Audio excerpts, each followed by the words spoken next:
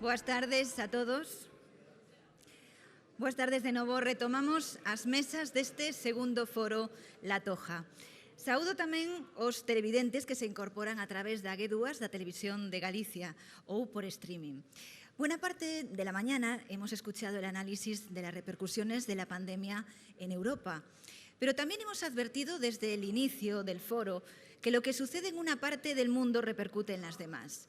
Las palabras cooperación, multilateral, han sido muy repetidas en este foro. Ni la lucha contra el virus ni la reconstrucción de la economía se pueden abordar sin relaciones internacionales, sin colaboración y podríamos añadir que sin generosidad.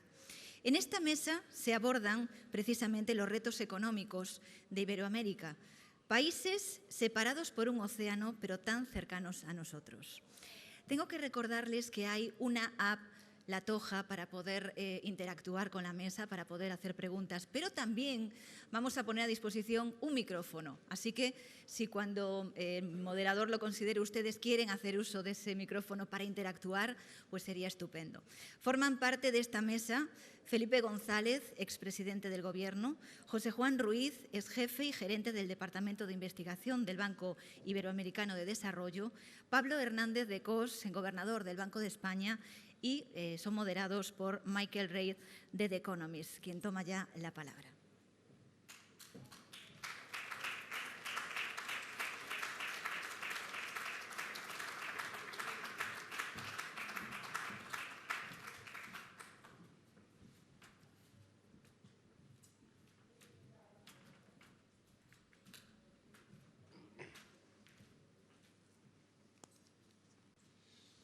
Bueno, buenas tardes.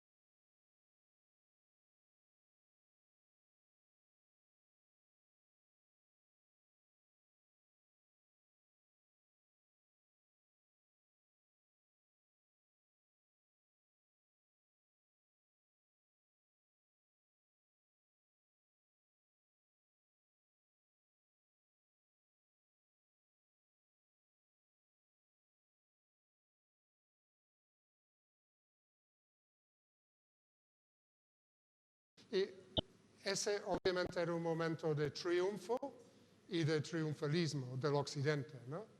Y ahora, 30 años después, veamos el Occidente en pedazos, ¿no? Geopolíticamente, y el Occidente postrado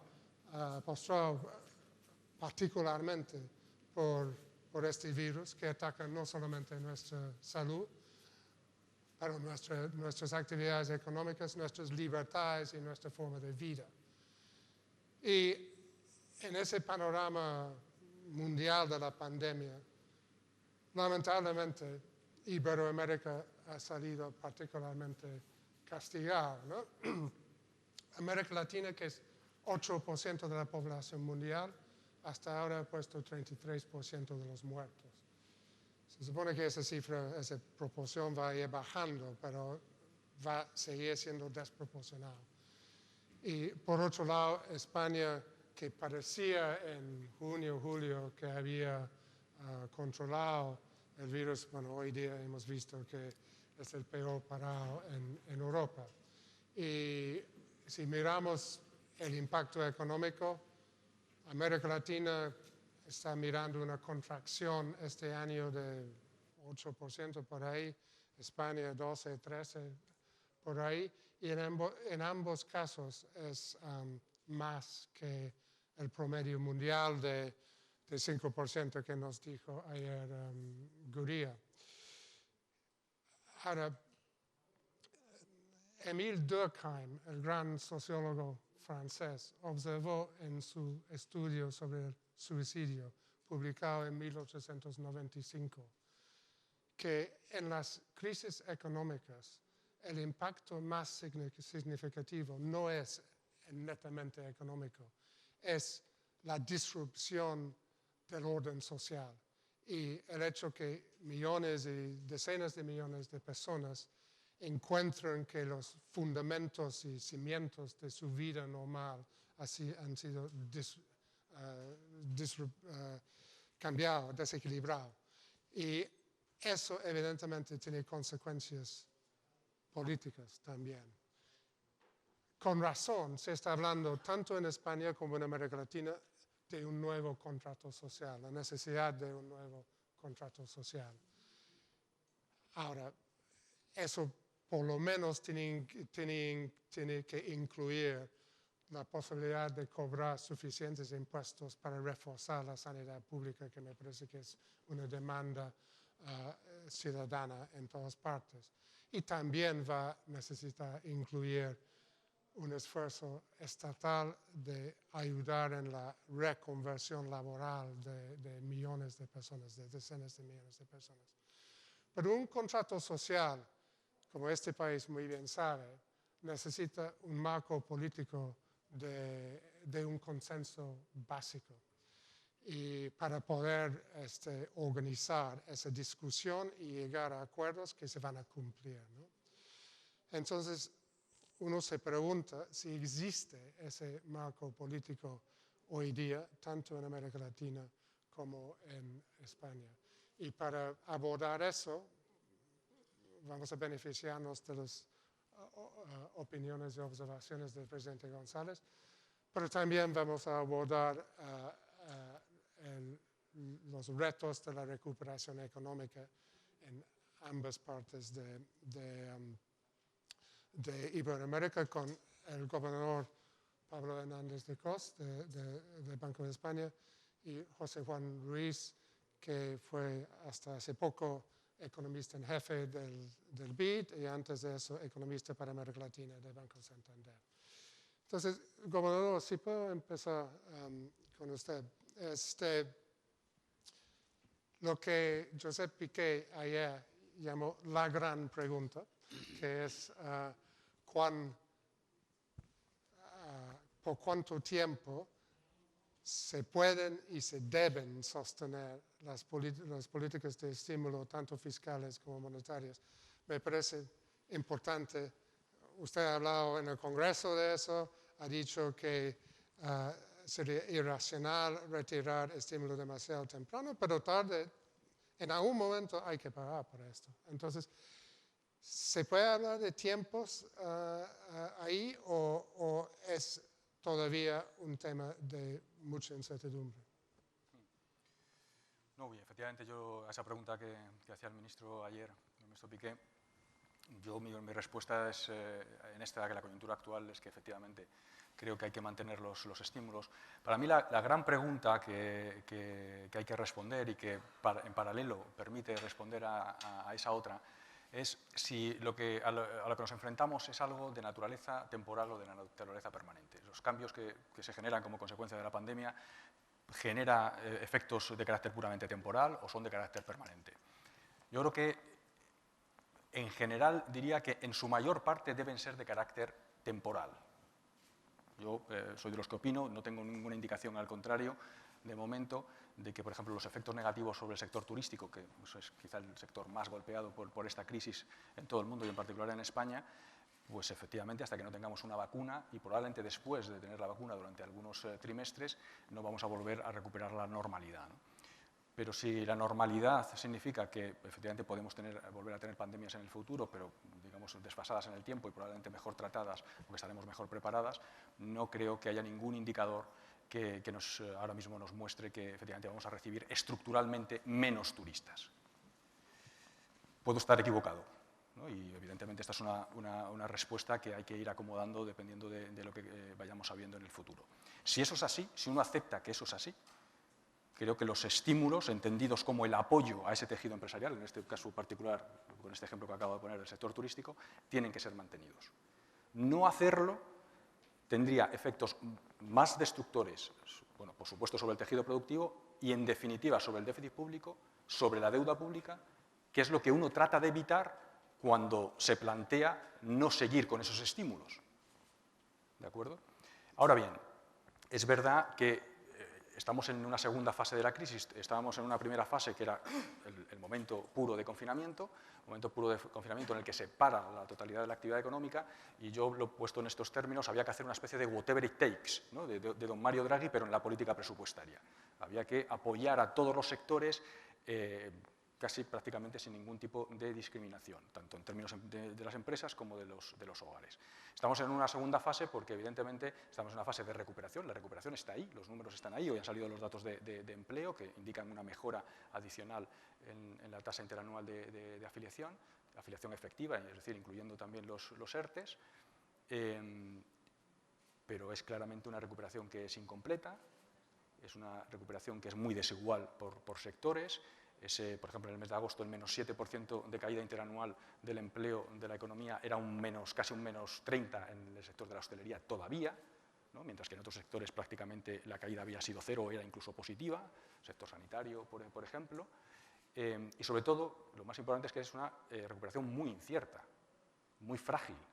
Es decir, en cuanto hemos tenido unos rebrotes adicionales, se han aplicado nuevas medidas de confinamiento, y, por supuesto, con independencia de que se apliquen o no las medidas de confinamiento, están afectando a las decisiones de inversión. En este contexto es muy difícil que los empresarios inviertan, y, por supuesto, a las decisiones de consumo de los hogares. Entonces, en ese contexto, la política fiscal y, por supuesto, también la monetaria, luego hablaré un segundo sobre esto, tiene que mantener los estímulos. Lo que pasa es que ahora se lo puede permitir y se lo debe permitir de una manera mucho más focalizada.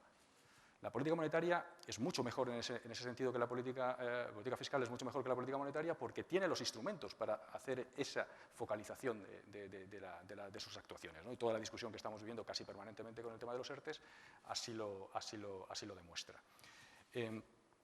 Y es un momento en el que hay que seguir manteniendo los estímulos. También es en el que esa focalización lo hace más difícil la gestión de la política económica. Era mucho más fácil gestionar la política económica en el confinamiento que ahora, porque ahora, evidentemente, uno tiene que tener cuidado, tiene que estar empezando a pensar que, efectivamente, algunos elementos estructurales sí que existen. Yo, por ejemplo, creo que el teletrabajo, creo que estamos todos, o la digitalización, son dos aspectos de esta crisis que están aquí para quedarse. Y eso cambia, por ejemplo, las pautas de consumo de los individuos. Uno no consume lo mismo cuando va a su lugar de trabajo que cuando se queda en su casa trabajando. Y eso tiene consecuencias negativas para determinados sectores económicos y beneficiosos para otro. La política económica no puede estar para sostener indefinidamente a un sector que estructuralmente va a reducir su nivel de actividad. Y eso es lo que el gestor de política económica hoy tiene que ser capaz de identificar. ¿Cuáles son esos sectores que estructuralmente van a haber reducido su nivel de actividad? Esa es la dificultad. Por eso creo que esta parte de la crisis es más difícil de gestionar, ¿no? ¿Problemas de sostenibilidad de la deuda pública? Bueno, yo creo que en este caso, y a diferencia claramente de la crisis anterior, ha habido una coordinación implícita, que no explícita, evidentemente, porque explícitamente no lo permite la legislación europea, entre la actuación de política monetaria, lo que hemos realizado en el Consejo de Gobierno del Banco Central Europeo, y la de las autoridades nacionales. Básicamente, la decisión de política monetaria del Banco Central Europeo, del programa aprobado en marzo y su extensión en junio, básicamente lo que ha permitido es reducir las primas de riesgo del soberano y, por tanto, de todos los agentes económicos de cada uno de los países. Ha eliminado la fragmentación financiera, es decir, ha impedido que países como España o Italia se financiaran más caro, tuvieran que financiarse más caro en los mercados, y eso hubiera condicionado completamente a la política fiscal. No hubiera la política fiscal podido actuar de la misma manera que lo está haciendo. Y esa actuación coordinada, creo, implícita, vuelvo a subrayar, tiene que estar aquí para quedarse durante el tiempo que dure este shock de carácter permanente. Si pasados unos trimestres descubrimos que hay otro elemento estructural que hoy desconocemos, pues efectivamente esta valoración que yo estoy haciendo, yo seré el primero que la modificaré. Pero creo que en este momento, en este contexto, con esa actuación más focalizada, los estímulos tienen que mantenerse, y, por supuesto, los monetarios. En el caso de los monetarios es además muy fácil de justificar, porque más allá de esa coordinación implícita que acabo de mencionar, el mandato del Banco Central Europeo, que es el cumplimiento de su objetivo de inflación, está puesto en cuestión porque, evidentemente, esta crisis está siendo deflacionista. Ayer hablaba también el ministro de que es un shock originariamente de oferta, pero que se ha convertido en esencialmente un shock de demanda. porque está afectando a la confianza de todos los agentes y, por tanto, es un shock esencialmente deflacionista, y el Banco Central Europeo, aunque solo fuera por el cumplimiento de su mandato, tiene que actuar como lo está haciendo. Yo sospecho que es un shock que mezcla elementos temporales y elementos permanentes. Y dudo que van a volver 82 millones de turistas a España por 10 años, digamos. Entonces, la pregunta es si los instrumentos actuales de política fiscal, principalmente ERTES y líneas de crédito ICO, son los apropiados, si se necesitan otros instrumentos, si se debe estar pensando más ya en la reconversión, por ejemplo, si va a haber muchas empresas zombies que los contribuyentes sostenemos en España. Esta es una pregunta muy buena y que yo también he tratado de responder al mismo tiempo, de mi opinión al menos, al mismo tiempo que se mantienen los ERTES, que insisto, tienen que estar muy focalizados, uno tiene que permitir la utilización de la legislación laboral que es capaz de ajustar la estructura interna de las empresas para ser modificada y poder hacer frente a esos cambios estructurales que indicas, por supuesto. Es una combinación de las dos cosas. Al mismo tiempo, por supuesto, también hay que poner el énfasis en otras cosas nuevas, por ejemplo, en formación, de lo que se habló mucho ayer aquí. ¿Por qué? Porque, evidentemente, muchos trabajadores en esas empresas que pierden actividad estructuralmente o sectores que pierden actividad estructuralmente, vamos a tener que reciclarlos hacia otras cosas. Entonces, el énfasis hay que ponerlo también en otras cosas, en este caso concreto en la formación, ¿no? Yo creo que claramente políticas activas de empleo, que es una de las grandes déficits de esta economía, porque siguen sin funcionar adecuadamente, a pesar de las muchas modificaciones que se han hecho, tiene que ser uno de los puntos centrales de la política económica en los próximos años, meses, diría yo. Muy bien. Y José Juan, si miramos América Latina, a pesar de lo que fue dicho ayer, hay que mirar en detalle. Y hay muchos países de América Latina cuya situación fiscal y de deuda es menos grave que lo de España, por ejemplo, ¿no? Y hay posibilidades de una recuperación tal vez más rápida. Pero, y es un gran pero, como se dijo ayer, América Latina no tiene Banco Central Europeo. ¿Cómo ves el proceso de recuperación en América Latina y qué es lo que más te preocupa? Muchas gracias, Michael. Yo creo que resulta siempre muy tentador pensar que los acontecimientos en los que uno vive y que es protagonista son los acontecimientos que van a marcar el mundo en los próximos 3 décadas.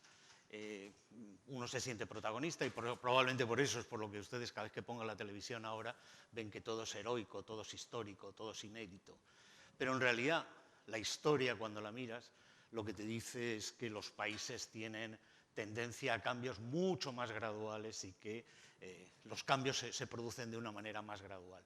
Y si esto es verdad, y yo lo creo, y uno mira qué es lo que le ocurre a América Latina, la regularidad de los últimos 100 años en la historia de América Latina es que el 75% del ciclo económico de la región lo explican factores externos, no lo explican los factores internos.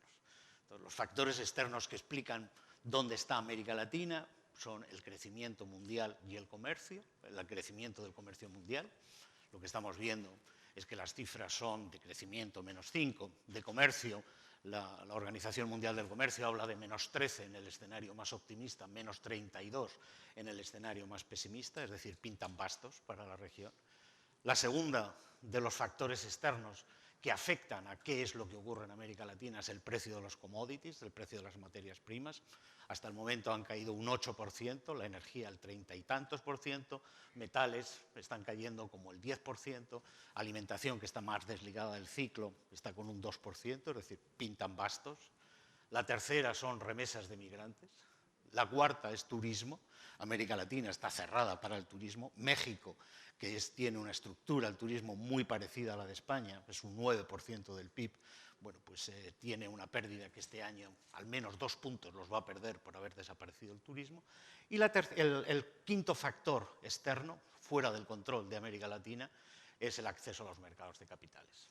Entonces, el acceso a los mercados de capitales se nos olvida cuando vamos viendo esta catarata de noticias que en marzo de este año de la región salieron 140.000 millones de dólares, 4 veces y media más los capitales que salieron durante la crisis del 2008. Es cierto que hay países que se pueden endeudar en la región porque tienen acceso a los mercados de capitales, otros no lo tienen. Pero en estos momentos, cuando uno mira la composición de las entradas de capital en la región, lo que ve es una composición que el gobernador y yo, que hemos visto algunas crisis latinoamericanas, reconocemos algunos de los rasgos. Para que tengan un número en la cabeza, hace un año, en agosto del 2019, en América Latina estaba entrando 60.000 millones de dólares de entradas de capital netas. 15.000 millones de equity, o sea, de inversiones en acciones, y aproximadamente 35 de deuda. En estos momentos en América Latina entra el 10%, 6.000 millones, pero la composición es totalmente distinta. El sector público masivamente se está endeudando en el exterior para poder traer capital, y el sector privado, los inversores que estaban dentro de América Latina, se salen de los instrumentos de los mercados domésticos, y el neto son 6.000 millones de dólares, pero son una salida de 25.000 millones de dólares netos de capital. Es decir, los 5 factores que determinan el ciclo latinoamericano en estos momentos juegan en contra de la región. Queda un 25%, que es lo que hacen las políticas de América Latina. Y esto en estos momentos está condicionado por 2 variables, más que cualquier otra. Está por la intensidad de los confinamientos, efectiva, no la legal, y por las medidas de apoyo a la economía que están dando. Los lockdown, los confinamientos, han sido súper estrictos en la región, porque la región tiene hacinamiento, pobreza, desigualdad, un débil sector sanitario, economía informal, incapacidad de hacer llegar a la gente las ayudas que se están previendo. Y la única forma de parar ha sido con confinamientos legalmente muy restrictivos. Michael hablaba del 8% de la población, el 30% de los muertos. Ayer, que miré los datos en Our World in Data, el 8% de la población, que es lo que hace América Latina, está en estos momentos suponiendo el 24% de los nuevos datos de coronavirus en la región. Es decir, los confinamientos están ahí, no están funcionando y se van a tener que mantener. Y el otro factor son los apoyos. Y en los apoyos sí que ha aparecido la ideología o la capacidad de los estados. Perú, que es uno de los países que más va a sufrir esta crisis, con caídas del PIB que van a estar por encima de las de España, por encima de las de Argentina, probablemente una caída del PIB del 14%, se está gastando el 20% del PIB. Esto es Alemania, en términos europeos. 20% del PIB en mantenimiento de su economía. Hay otros países como Brasil que se están gastando el 8% del PIB, Colombia el 6%, y hay un país que es México, que teniendo espacio fiscal se ha gastado el 1%. Y esto es lo que determina un poco el mapa de los crecimientos que uno tiene en la región. A todos les va mal de los factores externos, a unos les afecta más, a otros menos, pero digamos que la capacidad de gastar y sostener ese gasto es la que va a determinar la salida. Ahora, a mí me gustaría introducir algo que tú al hablar de Target, yo creo que lo has puesto. Si alguien cree que el problema de América Latina es un problema económico, está profundamente equivocado. Esto no es la economía estúpida, esto es la política. Esto es realmente de lo que está ocurriendo en América Latina. Lo que estamos viendo con una crisis de la que América Latina tardará en salir más o menos, más bien más que menos, es desandar un cuarto de siglo de progreso en ganancias de renta per cápita en la región. Lo que estamos haciendo es volver a la renta per cápita que en la región existía a finales del siglo XX. Y esto es desandar el proceso de construcción de la sociedad de clases medias que América Latina tuvo como consecuencia de la entrada de China en el comercio mundial y la subida del precio de los commodities. Lo que estamos hablando es que de los 40 millones de latinoamericanos que salieron de la pobreza entre el 2003 y el 2010, la mitad puede volver a caer en pobreza. Y sería pensamiento mágico asumir, uno, que los que van a volver a ser pobres lo van a aceptar de forma pasiva, y dos, que los políticos que gobiernan en los países donde estos pobres, nuevos pobres, van a aparecer, van a quedarse impávidos sin hacer nada. No va a ocurrir. tanto unos como otros se van a mover. Y la política de América Latina en estos momentos creo que habría que analizarla en función precisamente de los miedos de esa clase media de volver a ser pobres. Muy bien, José Juan. Acabas de pasar la pelota en forma perfecta al presidente. Claro. Entonces, nos interesa, creo, su visión de hasta qué punto ese cuadro hace que esta crisis puede llevar a la democracia latinoamericana con ella, o si hay más resiliencia que eso. Y obviamente depende dónde, pero Bueno, cuéntanos. Esto significa, tanto por lo que decía el gobernador como por lo que decía José Juan, que en el trasfondo de este análisis hay un problema de gobernanza de una crisis como esta y de sus consecuencias, ¿no? De gobernanza en el sentido anglosajón del término, de gobernanza en todos los niveles. Hay un problema político de primera magnitud y de gestión política. Y esta mañana oí decir al presidente Rajoy que frente a una crisis la primera obligación es hacer un diagnóstico de la crisis, ¿no? Para después ver cuáles son los siguientes pasos de terapia. Entonces, si uno oye al gobernador, y yo, él sabe, le presto mucha atención en sus análisis, en sus propuestas, que han sido muy sorprendentes desde el punto de vista parlamentario, cuando lo ha expuesto con las distintas posibilidades. Es decir, el problema de hoy es la dificultad del diagnóstico. Es como si a uno le estuviera moviendo el horizonte cada día.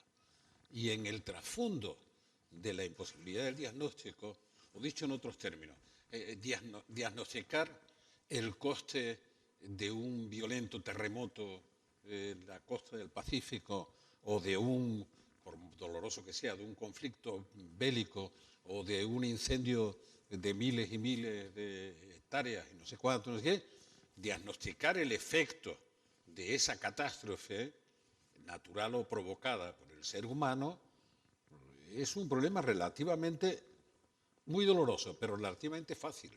Incluso cuando se compara esta crisis con otras anteriores, bueno, el diagnóstico respecto a la crisis de 2008-2009 no era tan complicado. Otra cosa es que las terapias para enfrentarlo fueran tan diferentes como las que aplicó Obama o como las que aplicó la Unión Europea. Eran procíclicas en Europa y anticíclicas en el caso de Estados Unidos, tanto por su política monetaria desde el comienzo como por sus políticas fiscales.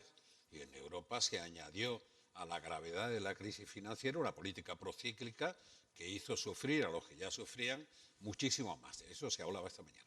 Pero lo que quiero llamar la atención es la inmensa dificultad para diagnosticar esta crisis llena de incertidumbre. Ese es el factor nuevo. Dicen, no, muchas de las tendencias vienen de atrás.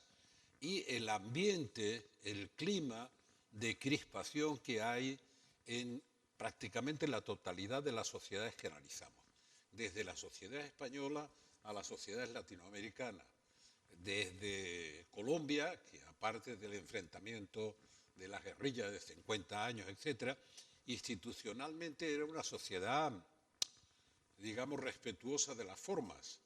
Eso ha desaparecido, pero ha desaparecido en todo el continente.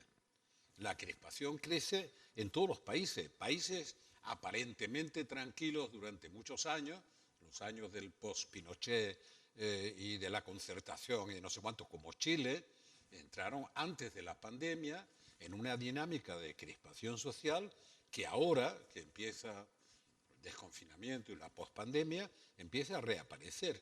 Había paradójicamente una excepción, que era Argentina, que el año 19, que estaba ardiendo la movilización social en América Latina, aquí ya la habíamos anticipado. Hace 5 años nos metimos en una crisis política que parecía que era una nueva esperanza, nuevas fuerzas políticas, representativas de la situación tal, pero eso que fue pasar del bipartidismo imperfecto, que nadie lo decidió, la gente lo votaba, a ese pluripartidismo que ha resultado ser mucho más imperfecto y que no permite, no solo no permite coaliciones que de verdad den respuesta a los problemas, sino que además ha creado una crisis de funcionamiento institucional cada vez más grave. Pero eso está pasando en América Latina. La excepción, paradójicamente, en el año 19 fue Argentina.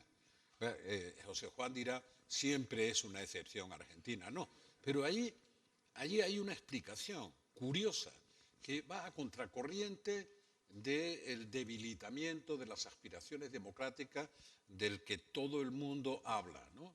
Bueno, en Argentina la crisis no empieza ni con la COVID ni con la llegada al poder de Alberto Fernández. La crisis viene ya, bueno, es muy antigua, pero la más reciente viene ya heredada del gobierno de Macri. Toda la crisis, todo el endeudamiento del Fondo Monetario, en fin, cómo se dispara la inflación y tal. ¿Por qué en Argentina no hubo movimientos sociales tan duros como los que hubo en un país tan estable desde el punto de vista económico y macroeconómico como en Chile? Pues había una espita que tranquilizó o abrió una expectativa a la opinión pública. Es que se votaba en diciembre. Se votó en la segunda vuelta, se votaba en diciembre. La canalización de la inquietud se hizo a través del voto, lo cual, digamos, no está mal, es simplemente una constatación. Ahora empieza a haber crispación política, no solo política a nivel de élite, sino crispación social. Empieza a moverse la calle y cada vez es más difícil el entendimiento. Por tanto, tenemos un problema de gobernanza. Todos, hablo de Iberoamérica. Si estuviera aquí el presidente de Portugal, le gustaría oír que, bueno, Portugal lo está llevando bastante bien. Hablo en términos de gobernanza. En Portugal la crispación es relativamente más pequeña. No hablo de las consecuencias o de la extensión o no de la pandemia, en la que nadie debe estar del todo tranquilo. Porque si uno piensa, por el momento la estoy librando, mañana puede tener que pensar que le llegó y no lo esperaba. Pues eso está sorprendiendo a todos los países. Por tanto, hay un problema de gobernanza, hay un problema político de primera magnitud. En todos sitios no es igual, pero en términos generales hay un problema político. Y detrás del problema político hay algo que me gustaría resaltar. Hay un problema que en 78 años de vida que tengo, y con toda la experiencia vivida, ¿no? Acaba de recordar no ya la caída del muro, sino la unificación de Alemania, cómo se cambió el mundo, todos aquellos acontecimientos, inmediatamente después guerra de los Balcanes, después guerra del Golfo. Nunca he visto una incertidumbre de la magnitud que estamos viviendo en este momento. Nunca. Entonces, ¿cómo se hace un diagnóstico de la incertidumbre? Salvo aceptando que la única certidumbre que tenemos es la incertidumbre. Y hay otra paradoja, y es que los líderes políticos de todos los colores, por cierto, los líderes económicos y los líderes sindicales, si son líderes, está muy cuestionado todo el papel del liderazgo, son porque son proveedores de certidumbre. ¿Cómo se provee certidumbre ante una incertidumbre que no admite un diagnóstico? El gobernador viene insistiendo en el Congreso en esa aproximación, es decir, mire usted, tenemos que acercarnos a esta incertidumbre intentando generar áreas de acuerdo, de consenso, lo más amplia posible, en la interlocución política representativa y en todos los niveles, y tenemos que acercarnos también en la interlocución con los agentes sociales y económicos. Claro, es muy difícil pasar de una política de confrontación que busca el culpable a una política de unidad para enfrentar no un gran pacto, como algunos dicen, que normalmente además suele ser un pacto de adhesión. Hágalo, póngase de acuerdo con lo que yo digo. No, pongámonos de acuerdo con lo que hay que decir. Y no va a ser un solo pacto, va a ser una dinámica de pactos que permitan adaptarnos a esa incertidumbre que nos está persiguiendo. Es decir, ¿cuántos efectos estructurales va a tener la pandemia? Entre otras cosas, depende de cuánto dure. Entre otras cosas. Depende de cómo seamos capaces de convivir con el virus.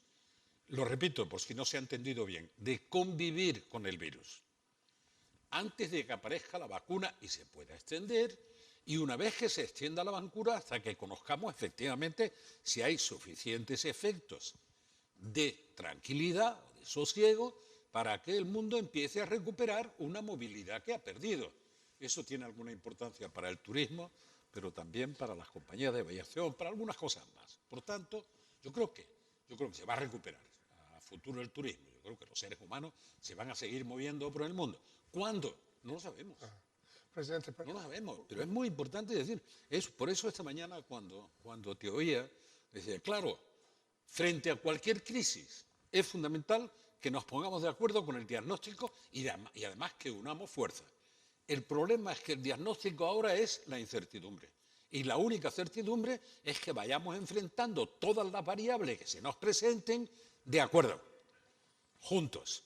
Dice, en España hay ahora una discusión sobre si los parámetros que se deciden para moverse de una posición a otra respecto de la expansión del virus, tal. Parámetros comunes no pueden ser, te oía, el presidente de la Junta lo oía, no pueden ser los comunes, más que 3 o 4, no pueden ser más. Pero esos son los únicos para combatir el virus, en absoluto.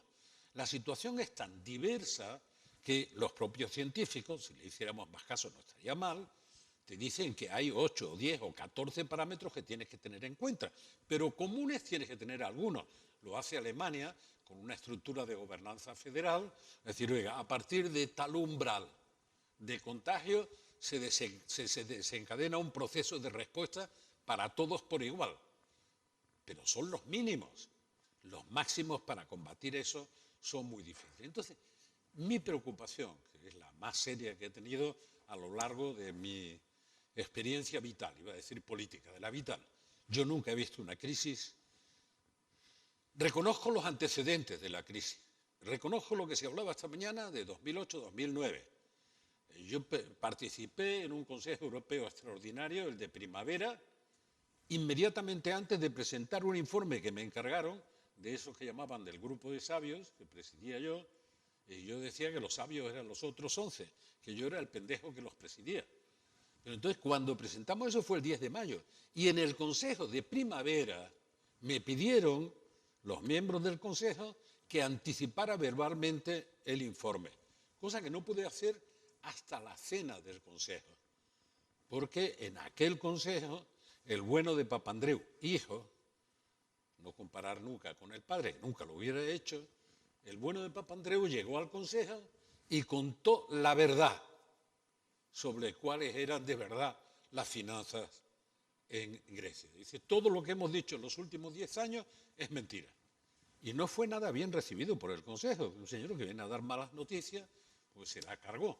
Entonces se retrasó el Consejo. Yo intervine en la cena, y poniendo un ejemplo de lo que pretendía decir en el propio informe, que teóricamente entraría en vigor este año. Horizonte 2020-2030.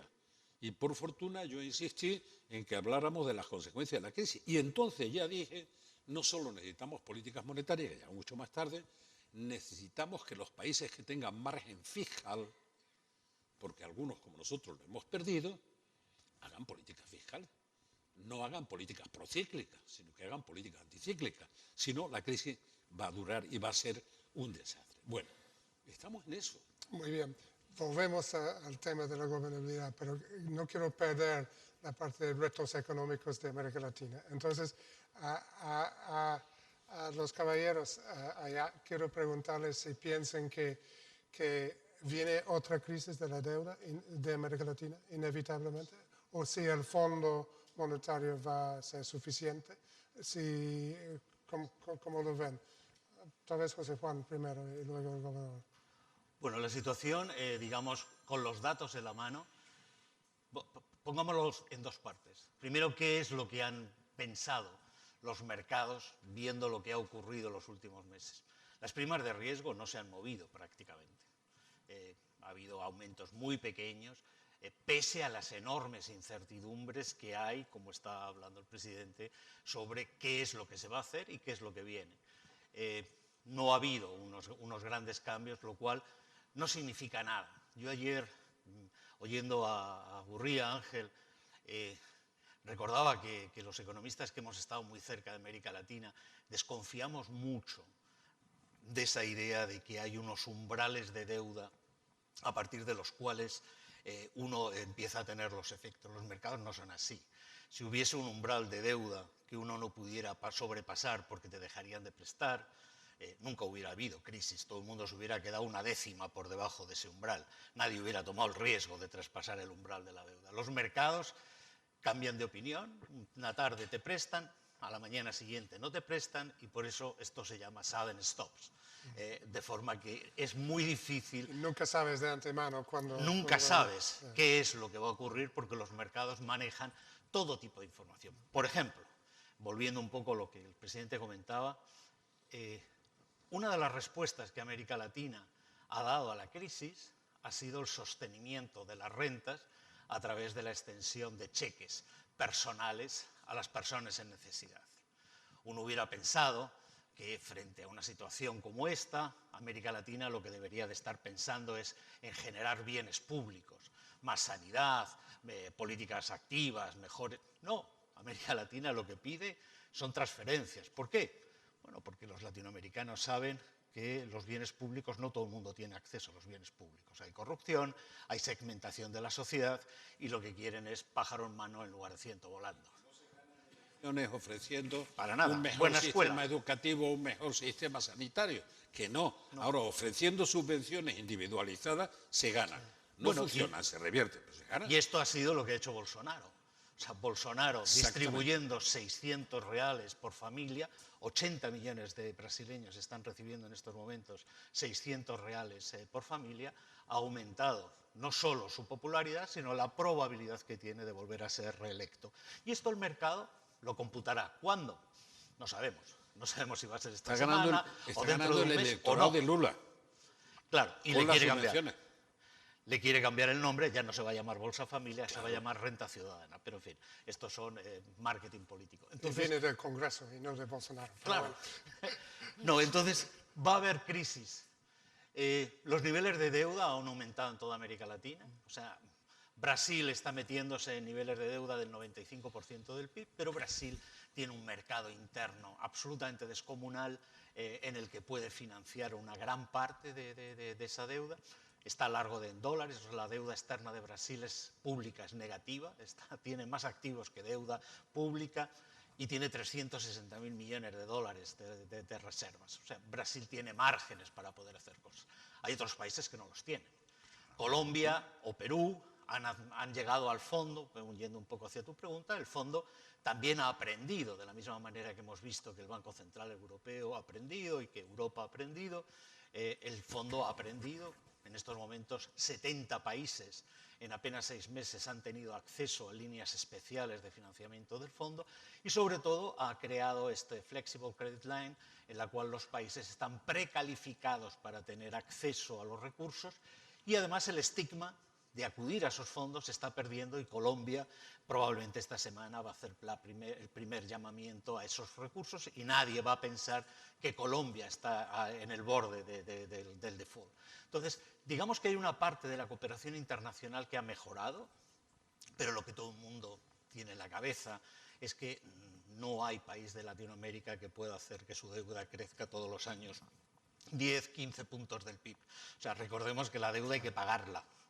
Y el nivel de impuestos en América Latina, si uno excluye a Argentina y Brasil, que están en los 40%, bueno, el promedio es aproximadamente un 16% de deuda, 16% de impuestos, lo cual, aunque los tipos de interés sean muy bajos, aunque la prima de riesgo sea muy baja, si uno tiene niveles de 60-70% con esos niveles de recaudación, bueno, pues probablemente la única forma de pagar la deuda es generar inflación.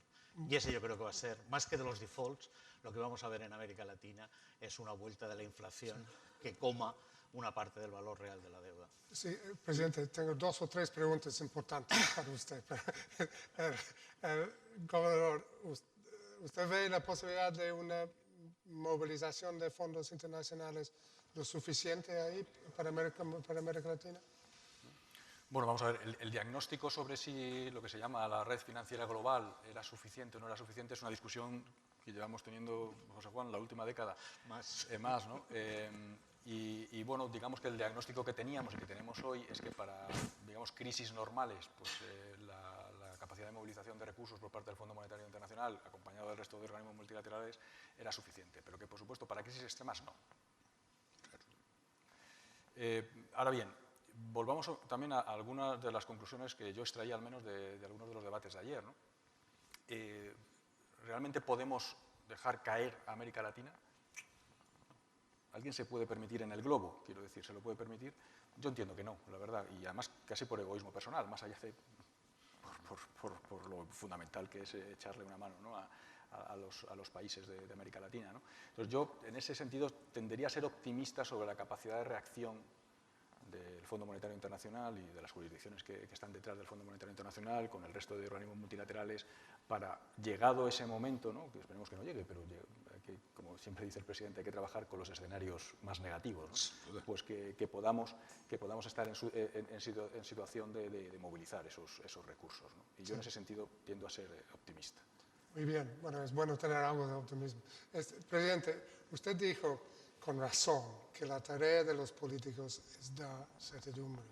El problema hoy día es que los políticos que dan certidumbres son certidumbres falsas, son las certidumbres populistas y autoritarios, ¿no?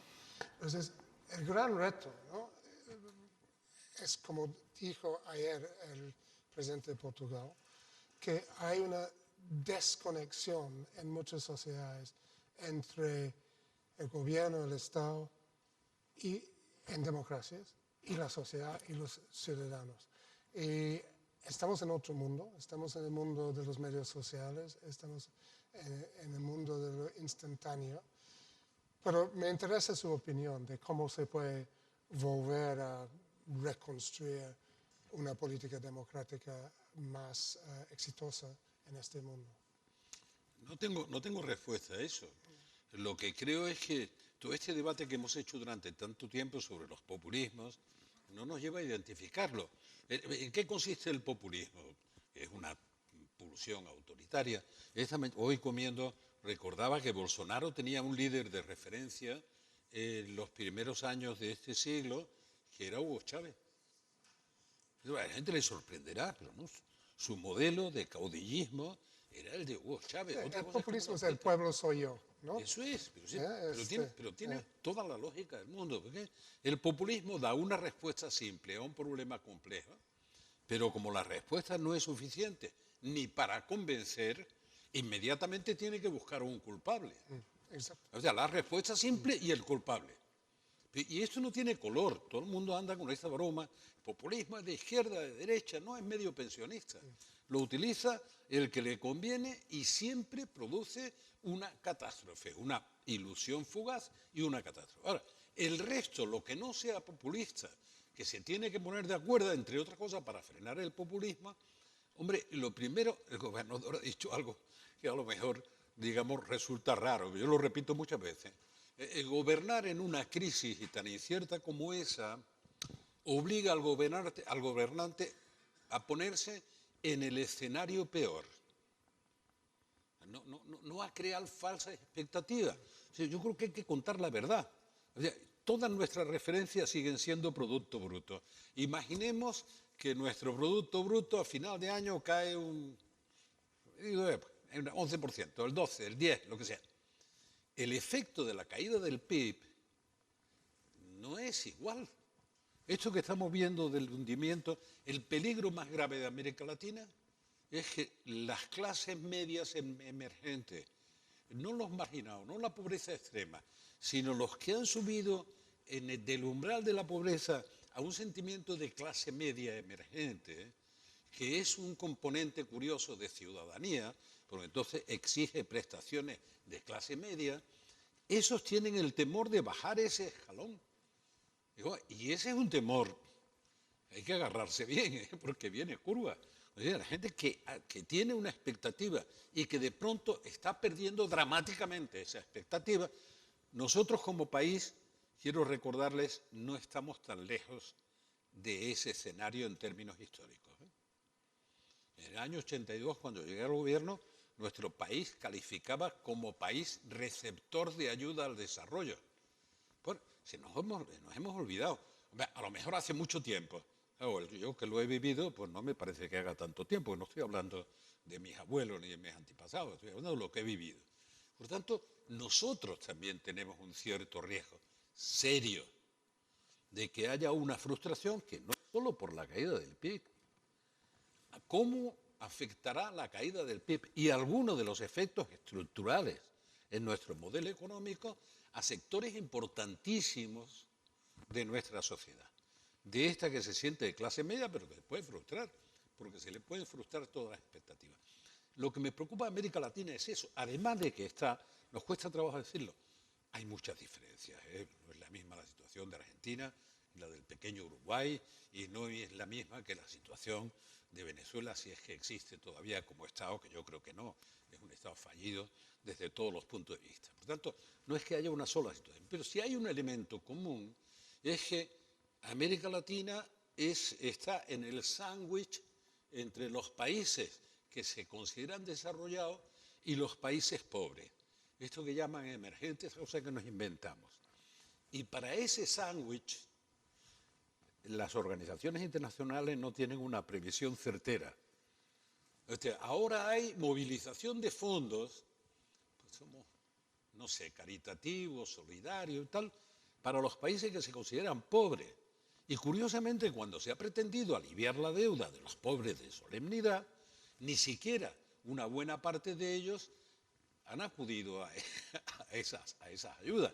Y estos países que están en una zona intermedia, en España hace 20 años probablemente, 25, no lo sé, porque hace 25 que salí del gobierno, aunque la gente no se lo crea, pero en España América Latina no está en el mapa de nuestras políticas de cooperación al desarrollo, porque ya no están en ese nivel.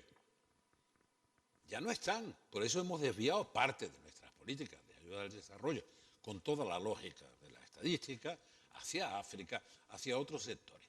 Por lo tanto, es que América Latina está en una situación muy inquietante en términos generales y después, si la analizamos particularmente, es algo más que inquietante.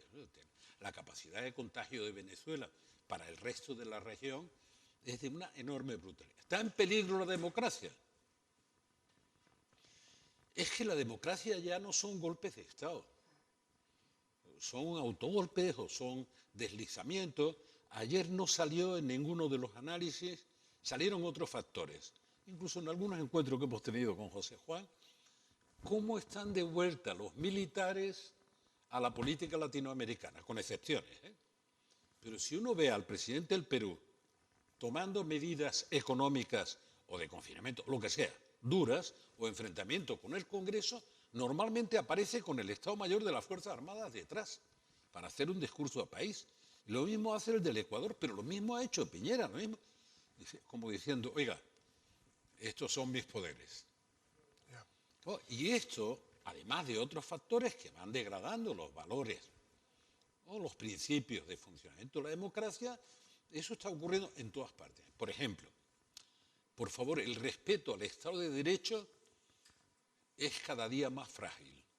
Ahora se está sustituyendo lo que llamamos la democracia liberal, lo que llaman democracia iliberal, como si hubiera una que no fuera liberal, se está sustituyendo por la voluntad de la mayoría.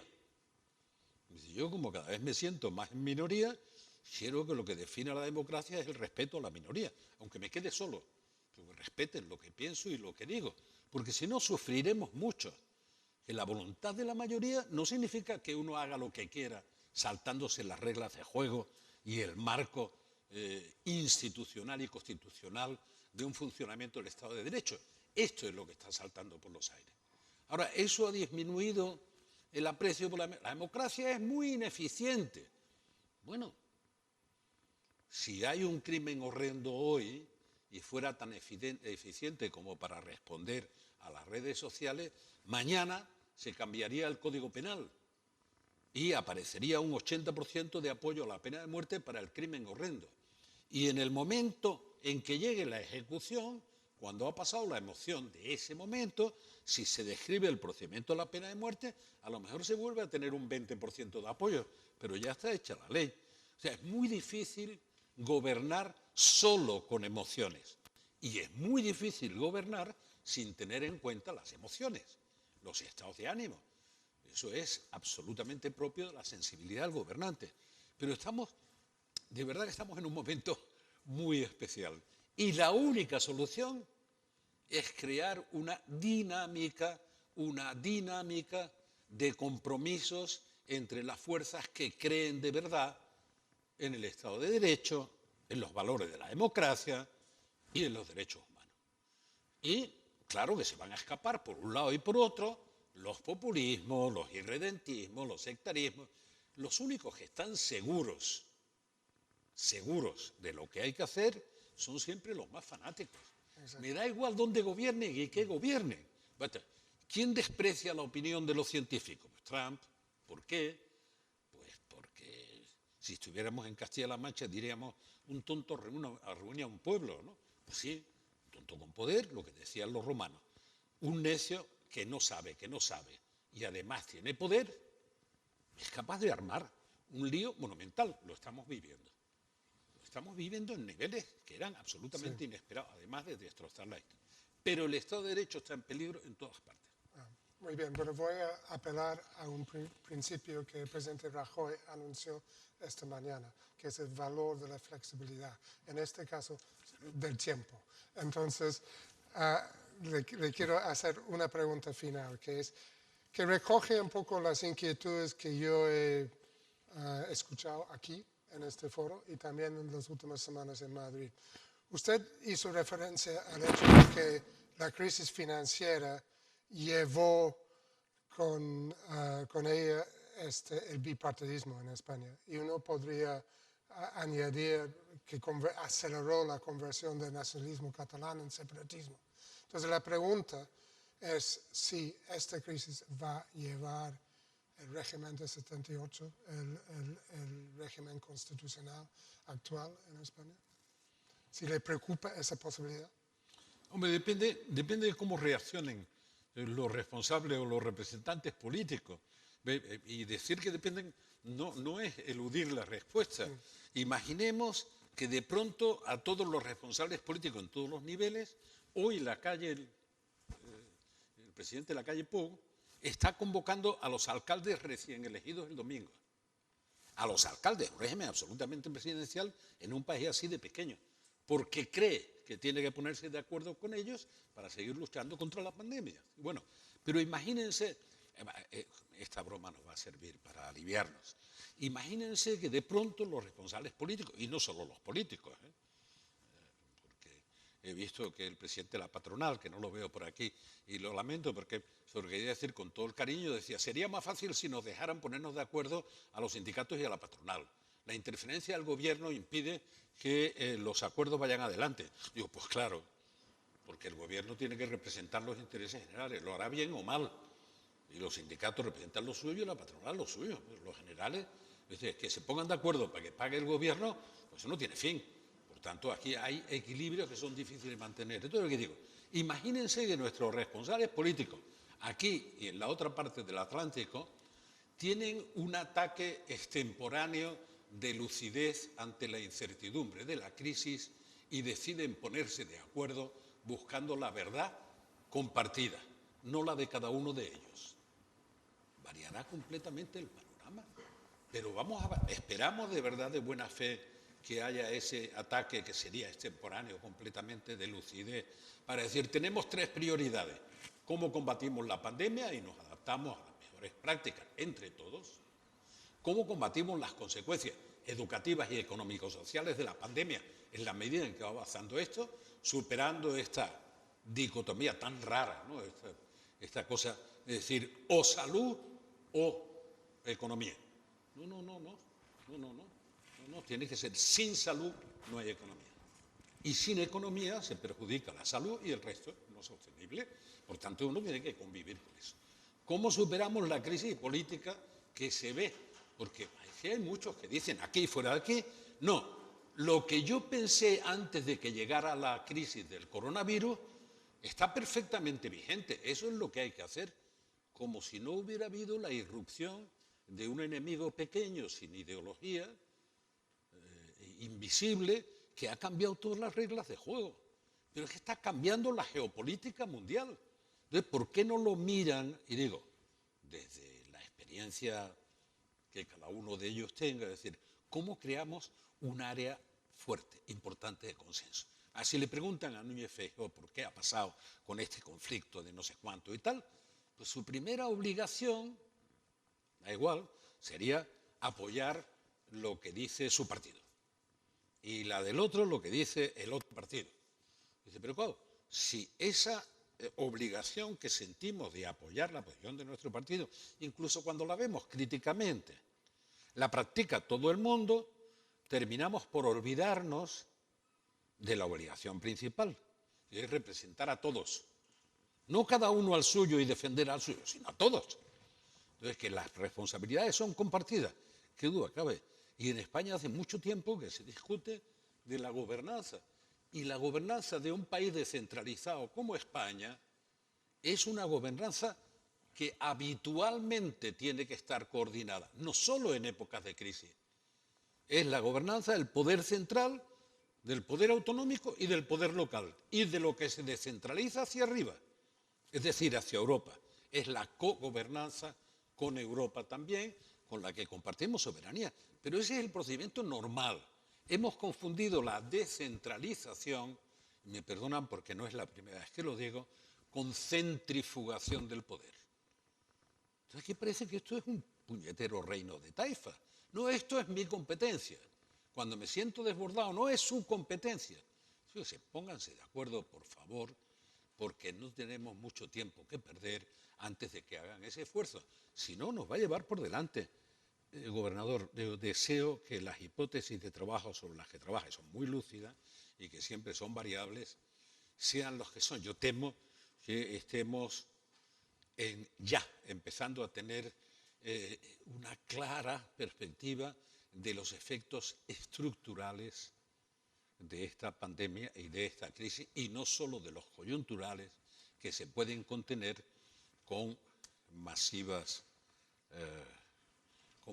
aportaciones de capital del Estado, que es deuda pública, no es otra cosa. Y en América Latina no va a decir José Juan que hay más capitales saliendo en muchos países, capitales nacionales, además de inversiones extranjeras, que el crecimiento de la deuda correspondiente a esos países. Se endeudan los países y al mismo tiempo se descapitalizan porque la gente está perdiendo confianza. Entonces los políticos tienen que ganar confianza, si no, se va a prolongar, la catástrofe. Sí, gobernador. Solo porque lo que acaba de decir el presidente me ayuda a enfatizar algo que probablemente debería haber puesto en el frontispicio de mi intervención inicial, ¿no? Vamos a ver, efectivamente estamos viviendo en un momento lleno de incertidumbre, de muy difícil diagnóstico, en particular, como decía el presidente, entre qué es estructural y qué es temporal, pero hay una cosa que yo creo que es válida para casi cualquiera de los diagnósticos.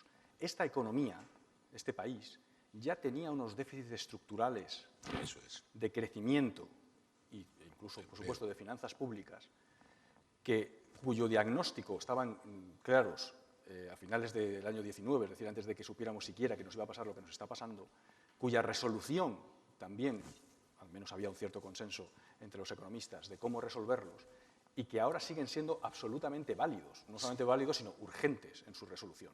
O sea, que esta economía tenía una baja productividad en relación con otros países, y que esto se debe a nuestro bajo capital tecnológico, a nuestro bajo capital humano, a nuestra baja competencia empresarial, a nuestro bajo tamaño empresarial.